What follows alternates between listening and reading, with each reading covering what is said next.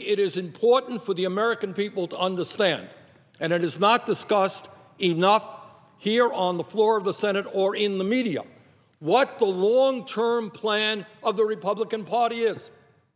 Is it simply to defund Obamacare? No, it is not. Is it simply to shut down the government? No, it is not. It is important to understand what this right-wing extremist ideology is all about and to have a serious discussion as to whether or not the American people want to go forward in that direction, which is a lot more than just defunding Obamacare or shutting down the government. Mr. President, the Texas Republican Party every year publishes a platform. And what's interesting about it is not just that Texas is a very large state, conservative state, but the ideas that emanate from Texas often become mainstream in the Republican Party a few years later. So I think it's important to understand what long-term the Republican Party wants to do. And let me just tell you some of the planks, some of the positions that were in the Republican Party platform in 2012 so that we understand that what is being discussed today, some cuts in Social Security, voucherization of Medicare, massive cuts in food stamps, that's not the end game. That's the beginning of the game. This is from the 2012 Texas Republican Party platform. And let me quote, I'm quoting, "We support an immediate and orderly transition to a system of private pensions based on the concept of individual retirement accounts and gradually phasing out the Social Security tax." End of quote. What that means, and I give them credit for being upfront and straightforward about the issue, that is ending Social Security. That's it. Social Security has been the most effective and successful federal program in modern American history. It's taken tens and tens of millions of seniors out of poverty. And basically, what the Texas Republican Party is saying, we don't want to just cut Social Security. Many people want to do that. We want to end it. And if you are old, what happens to you when you're 75 years of age and you have no income coming in? Well, it's not their worry. Furthermore, and I quote, and I want every veteran, I speak now as chairman of the Veterans Committee, I want every veteran in America to understand long-term, not today, long-term goals. This is from 2012 Texas Republican Party platform. Quote, "We support the privatization of veterans' health care." End of quote. In other words, we have some 6 million veterans today who are receiving good quality health care at the VA. I myself think we should expand the program. At least 1 million veterans out there are not getting, or are uninsured right now, who could utilize VA health care. I myself think that the eligibility requirements are too stringent. We should bring more people into the system. But our Republican friends in Texas, and again, this is becoming mainstream, they want to end veterans' health care. Next point, and I quote, "We support, quote, we support abolishing all federal agencies whose activities are not specifically enumerated in the Constitution, including the Department of Education and Energy," end of quote. Well, the vast majority of people in the scientific community who study global warming thinks that global warming is a crisis today. It's only going to get worse. And the only way we deal with that issue is having a concrete policy. They want to abolish the Department of Education. Millions of young people all over this country cannot afford the cost of college today. Low-income kids, middle-class kids are struggling educationally all over this country. They want to abolish the Department of Education. Furthermore, and I quote, "We oppose mandatory kindergarten," end of quote. One of the great crises in this country today is the child care crisis, crisis of early childhood education. Working families in Vermont and all over this country having a hard time getting affordable child care. They want to, quote, "We oppose mandatory kindergarten," end of quote.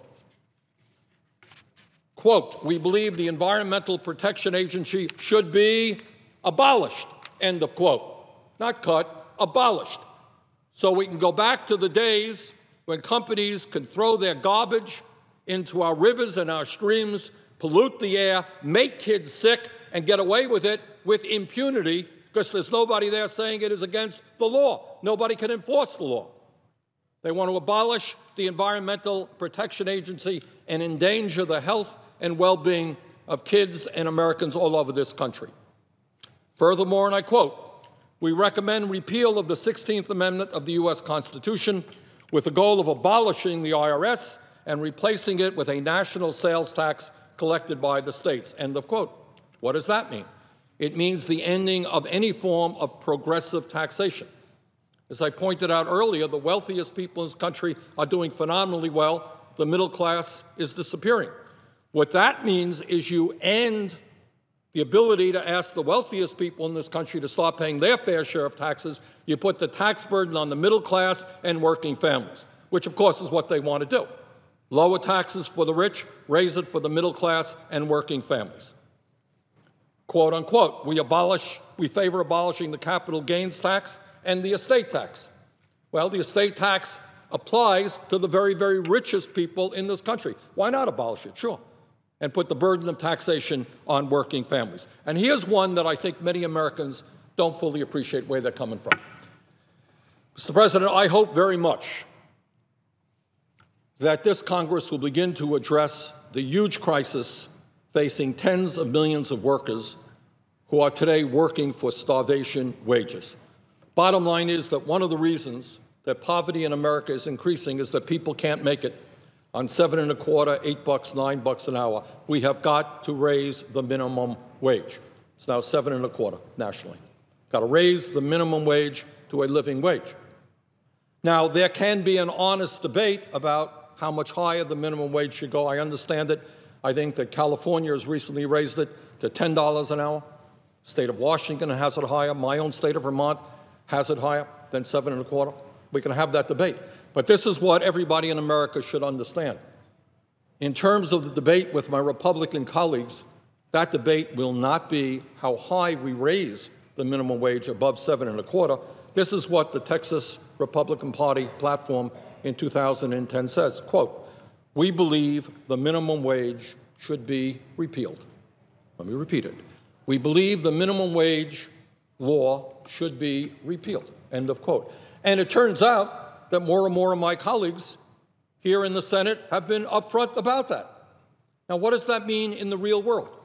What it means in those areas of our country where unemployment is extremely high and you're going to have a lot of competition for jobs, what employers will say is, you know what, you want to work? Tell you what, we're going to give you $3.50 an hour. And if you don't want that, that's all right. I got that person over there who's prepared to take that job. Because I got a line of people out there who are unemployed, who are prepared to work for any wage, and we no longer are going to have a floor on wages in America. That is what the Texas Republican Party believes. That is what more and more of my colleagues believe. So, Mr. President, the point that I am making this morning is that the fight we are having right now over shutting down the government, the debate that I'm sure will ensue shortly after about whether or not we raise the debt ceiling and whether or not, for the first time in the history of the United States, we don't pay our bills, causing not only a national financial crisis but an international financial crisis. All of these issues are related to something that is much, much larger. And that is the transformation of American society in a radically different way than it is today. And what my Republican colleagues, almost without exception, want to do now is take us back into the 1920s, where working people had virtually no protection at all on the job, no minimum wage, no job safety protection, where Social Security didn't exist, where Medicare didn't exist, so that if you were old and you got sick, well, your future was not very bright. If you're poor and you got sick, you had nothing.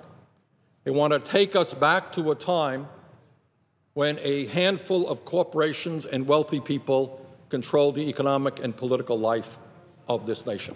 I do not believe that is where the American people want to go. I believe that the American people want us to start focusing on issues of relevance to them, and that is the understanding that we need to create millions of decent-paying jobs by, among other approaches, rebuilding our crumbling infrastructure.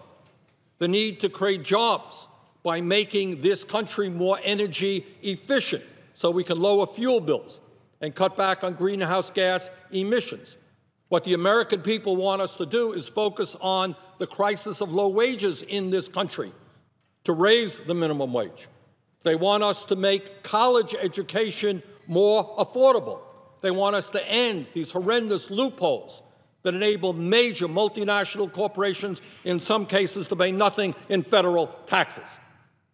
So, Mr. President, I think the time is long overdue for this Congress to start representing the working families of this country, the middle class of this country, and not simply wealthy campaign contributors.